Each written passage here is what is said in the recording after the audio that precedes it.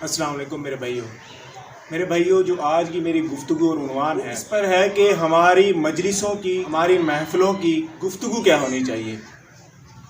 कि इस उम्मत का सबसे बड़ा इख्तलाफ जो इस उम्मत में नज़र आ रहा है, इस्लाम को पेचीदा तौर पर पेश करते हैं लोग कि इंसान का जहन जो कि इस्लाम इतना आसान दीन है उसके बारे में मुख्तलिफ शुबहात रखने लगता है।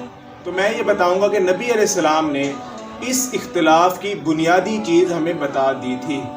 नबी अलैहिस्सलाम ने हमें तालीमात मुकम्मल तौर पर दे दी थी। और मैं ये भी बताऊंगा कि हमारी मजलिसों में उन चीज़ों को डिस्कस किया जाता है जिससे नबी अलैहिस्सलाम ने मना फरमाया है, जो हमारी ज़िंदगी से ताल्लुक़ ही नहीं रखते। यानी कि नबी अलैहिस्सलाम की नाफरमानी की वजह से इख्तलाफात बढ़ते जा रहे हैं। ना हमारे मौलवियों ने ये बात हमें समझाई, ना हमारे मुफ्तियों ने ये बात समझाई। क्योंकि वो लोगों को पैसे के बगैर दीन बताने को मायूब समझते हैं, जबकि दीन सबकी बुनियादी ज़रूरत है कि उसको बुनियादी तालीम उतनी दे दी जाए कि वो अपने रोज़मर्रा के मसाइल को हल कर सके। तो नबी अलैहिस्सलाम ने जो खुतबा हज्जतुल विदा है, जो सही बुखारी में भी आया, सही मुस्लिम में भी आया, नबी अलैहिस्सलाम ने वहाँ पर जो बातें इरशाद फरमाई वो तमाम उम्मत के लिए ताकीदी बातें थी। वो नबी अलैहिस्सलाम की वसीयत थी जिसमें नबी अलैहिस्सलाम अपनी उम्मत का एहसास, उम्मत का दर्द महसूस करते हुए नजर आ रहे थे। लेकिन उसमें से एक बात जो नबी अलैहिस्सलाम ने इस उम्मत के इख्तलाफात को हल करने के लिए बताई, नबी अलैहिस्सलाम ने फरमाया बल्लिगु अन्नी वलो आया, कि तुम में से कोई भी शख्स एक आयत भी जानता हो वो दूसरों तक वो आयत पहुंचाए। तुम में से कोई भी शख्स जिस तक मेरे सहाबी की या मेरे उम्मती की बात पहुंची हो, कुरान की तालीम उसे मालूम हो, वो दूसरों तक पहुंचाए। वो गैर मुस्लिमों तक भी पहुंचाए, मुसलमानों तक भी पहुंचाए, पढ़े लिखों तक भी पहुंचाए, जाहिलों तक भी पहुंचाए, उनको शऊर दे। और इस हदीस के इस टुकड़े में मैं आपको तशरीह के तौर पर बयान कर दूं, इसमें सिर्फ मुफ्तियान कराम को नबी अलैहिस्सलाम ने खिताब नहीं किया, इसमें तमाम उम्मत की जिम्मेदारी है। कुंतुम खैरा उम्मती उखरिजत लिन्नास तामुरून बिल मारूफ व तनहौन अनिल मुनकर। कुरान मजीद ये बताता है कि तुम बेहतरीन उम्मत हो जो निकाली गई हो अच्छाई की तरफ बुलाने के लिए, बुराई से रोकने के लिए।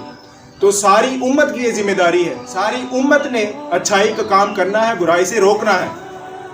बुराई से रोकना भी है, खुद भी रुकना है। तो लिहाजा हर शख्स तक कुरान मजीद का, दीन का जो इल्म पहुंचा है वो जिस फील्ड से ताल्लुक़ रखता है, अगरचे वो साइंटिस्ट है तो कुरान मजीद की साइंसी आयात को दूसरों तक पहुंचाएगा। इंजीनियर है, अगर वो कुरान मजीद की तफसीर जानता है, तफसीर पढ़ा हुआ है, तो दूसरों तक वो तफसीर पहुंचाएगा। अगर कोई शख्स अच्छा कारी है, अच्छी कीरत जानता है, वो दूसरों को कीरत सिखाएगा। लेकिन हमारे मुफ्तियान कराम ने, उलमा कराम इसीलिए ज़लील रुस्वा हो रहे हैं कि इन्होंने नबी अलैहिस्सलाम को जो अल्लाह ताला ने कुरान मजीद में अंबिया की दावत का अलम थमाया था उसको इन्होंने छोड़ दिया है।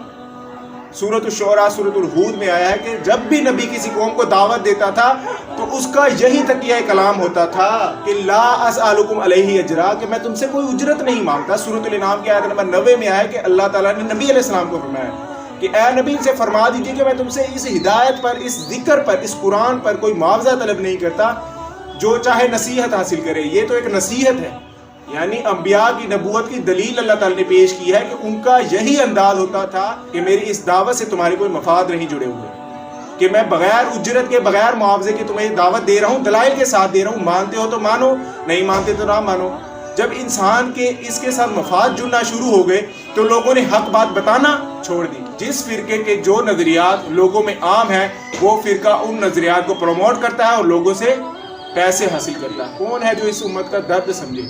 नबी अलैहिस्सलाम के साथ मैं ये कहता हूँ कि हमारी तमाम उम्मत दावेदार है मोहब्बत की, लेकिन नबी अलैहिस्सलाम से मोहब्बत ज़रा बराबर भी नहीं है। अफसोस के साथ नबी अलैहिस्सलाम अपनी उम्मत के लिए आंसू बहाते रहे, रोते रहे, लेकिन नबी अलैहिस्सलाम की जब भी सीरत बयान की जाती है तो नबी अलैहिस्सलाम की सीरत सुनते हुए हमारी कभी भी आंखों में आंसू नहीं निकला, इस एतबार से कि हमने अपनी ज़िंदगी में तब्दीली लानी है। हम एक रिवायती तौर पर मुसलमान हैं जो सुबहान अल्लाह कहकर चले जाते हैं, जुम्मा पढ़ लेते हैं, आज जुम्मे का रोज़ा, जुम्मा लोग पढ़ेंगे, फिर अपने मामलात वैसे चलते रहेंगे। नबी अलैहिस्सलाम ने जो खुतबा हज्जतुल विदा पे फरमाया कि एक आयत पहुँचे दूसरों तक पहुँचाओ, यानी जो तुम्हारे पास वसाइल हों, जो तुम्हारे पास तालीम हो कुरान मजीद की, वो दूसरों तक पहुँचाओ, दूसरों तक फैलाओ, यानी कि अपनी मजलिसों में इस गुफ्तगू को शामिल करो। आया तुम कारोबार कर रहे हो, आया तुम यूनिवर्सिटी में हो, कॉलेज में हो, यानी तुम्हारी गुफ्तगू, तुम्हारी मजलिसें, तुम्हारी महफिलें अल्लाह ताला और उसके रसूल की तालीमात के साथ रोशन होनी चाहिए, डिस्कस किया जाए, इसको मायूब ना समझा जाए कि हम नबी अलैहिस्सलाम की ज़ात को अपनी मजलिसों में डिस्कस करना मायूब समझते हैं कि हम किसी दूसरे शख्स की माँ, बेटी, बहन को अपना मौजू बनाने में फ़ख्र महसूस करते हैं। हमारी गुफ्तगू बेहयाई पर मबनी होती है, हमारी अंदाज़े कलाम ये बताता है कि हम कितने बदतर मुसलमान हो चुके हैं। کہ ہم اپنے نبی علیہ السلام کی تعلیمات کو 4 لوگوں میں بیان کرنا معیوب سمجھتے ہیں۔ نبی علیہ السلام نے کیا فرمایا کہ ایک بھی آیت پہنچے دوسروں تک پہنچاؤ، یعنی اپنے نظریات کو شیئر کرو آپس میں۔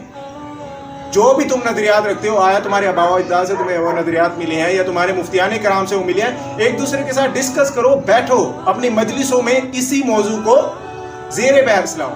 اختلافات ایک وقت تک حل ہو جائیں گے جب ہم بیٹھ کر اس مسئلے پر ڈسکس کریں گے۔ اگر ہم اختلافات کو ایسے ہی چھوڑ دیں گے، حل کرنے کی کوشش نہیں کریں گے، نہ ساتھ بیٹھیں گے، باتیں کریں گے ان مسائل پر، تو وہ اختلافات کبھی بھی حل نہیں ہوں گے، وہ اختلافات کی دیواریں کھڑی رہیں گی۔ اور دوسری بات جو ہماری محفلوں میں ہمارا موضوع عنوان ہوتی ہے، وہ نبی علیہ السلام نے ہمیں منع فرمایا ان چیزوں سے دور رہنے کی تلقین ہے۔ نبی علیہ السلام نے صحیح مسلم میں آتا ہے کہ نبی علیہ السلام نے فرمایا کہ اللہ تعالیٰ تمہاری شکلوں اور تمہارے مال کو نہیں دیکھتا۔ آج ہمارا موضوع عنوان یہی ہوتا ہے کہ ہم شکلوں پر بحث کر رہے ہوتے ہیں، دوسرے کی شکل کا مذاق اڑا رہے ہوتے ہیں۔ مجھے یہ بتائیں کہ کبھی بھی کسی مسلمان نے سیدنا بلال حبشی رضی اللہ تعالیٰ عنہ کی شکل کے بارے میں کوئی گفتگو کی؟ لیکن آج کے شخص کے بارے میں وہ گفتگو کرنے سے گریز کیوں نہیں کرتا، جبکہ اس کی شکل اللہ تعالیٰ نے بنائی ہے۔ قرآن مجید میں آتا ہے کہ اللہ تعالیٰ ماؤں کے پیٹوں میں بچوں کے شکلوں کو بناتا ہے، مصور ہے اللہ تعالیٰ۔ نہ اللہ تعالیٰ شکلوں کو دیکھتا ہے، نہ مالوں کو دیکھتا ہے، پھر بھی ہماری مجلسوں میں، پھر بھی ہماری محفلوں کا موضوع عنوان یہی ہوتا ہے کہ ہم مال پر ڈسکس کر رہے ہوتے ہیں، شکل پر ڈسکس کر رہے ہیں۔ اور یہ اللہ تعالیٰ کا اصول ہمیں نظر بھی آتا ہے اس دنیا میں۔ جب بھی ہم مسجدوں میں جاتے ہیں، نہ مالدار لوگوں کی صف علیحدہ ہوتی ہے، نہ خوبصورت لوگوں کی صف علیحدہ ہوتی ہے۔ کیوں؟ کیونکہ اللہ تعالیٰ کا اصول اللہ تعالیٰ اپنے دنیا میں بھی اپلائی کر کے دکھا دیتا ہے مسلمانوں کو۔ مسجدوں میں جب جاتے ہیں، پاؤں کے ساتھ پاؤں ملاتے ہیں، کندھے کے ساتھ کندھا ملاتے ہیں، تو اللہ تعالیٰ اپنے اس اصول کو جو نبی علیہ السلام نے اس صحیح مسلم کی حدیث میں بیان فرمایا ہمیں نظر آتا ہے۔ انسان کا تکبر، انسان کا غرور اکھڑ کر رہ جاتا ہے۔ اس کے علاوہ لوگوں کی ایک سوچ یہ بن چکی ہے کہ دوسروں کے ساتھ ہمدردی، احساس کا رشتہ مال کے ذریعے ہم قائم کر سکتے ہیں، کہ کسی کی مالی طور پر مدد کر دی جائے تو ہی ہم نیکی کر سکتے ہیں۔ یہ بھی ایک نظریہ باطل انسانوں میں عام ہو چکا ہے۔ میں یہ سمجھتا ہوں کہ کسی بھی شخص کا مال خرچ کرنا فرض نہیں ہے، لیکن دوسرے شخص کی دعا لینا اس پر فرض ہے۔ احساس کے ذریعے کسی بھی شخص کے دل سے نکلی گئی بد دعا آپ کے آخرت کے انجام کو پلٹنے کے لیے کافی ہے۔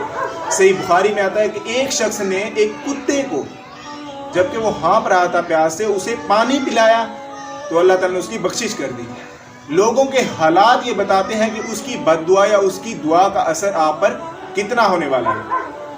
اللہ تعالیٰ کے نبی نے تو جانوروں سے حسن سلوک کی تلقین کی میرے بھائی، غیر مسلموں سے بھی آپ احساس کریں گے۔ احساس، انسانیت، اخلاق، یہ تمام دیگر اصول ہمارے جانوروں پر بھی ہونے چاہیے، غیر مسلموں کے ساتھ بھی ہونے چاہیے، مسلمانوں کے ساتھ بھی ہونے چاہیے۔ تو لہذا احساس کا پیمانہ ہمارا وسیع ہونا چاہیے۔ لہذا یہی میری گفتگو تھی، یہی لوگوں کو میں نے ایک پیغام دینا تھا کہ اپنی گفتگو کا انداز، اپنی مجلسوں کو، اپنی محفلوں کو اس میں دین کو ڈسکس کیا جائے تاکہ ہماری امت کے مسائل حل ہوں۔ قرآن مجید کی تعلیمات پر غور و فکر و تدبر کرنے کی توفیق دے، اور ہمیں کوشش کرنے کی بھی توفیق دے۔ جب تک ہم کوشش نہیں کریں گے ہماری دعائیں بے اثر ہیں۔ اگر میں کہوں کہ میں قرآن پڑھوں گا انشاءاللہ، یہ دعا تو میں نے مانگ لی، لیکن قرآن مجید گھر میں میرا پڑا ہوا ہے، لیکن میں اٹھانے کو لیے تیار نہیں ہوں، قرآن مجید کو وقت میں خود نہیں دے رہا، تو لہذا میری وہ دعا بے اثر ہے۔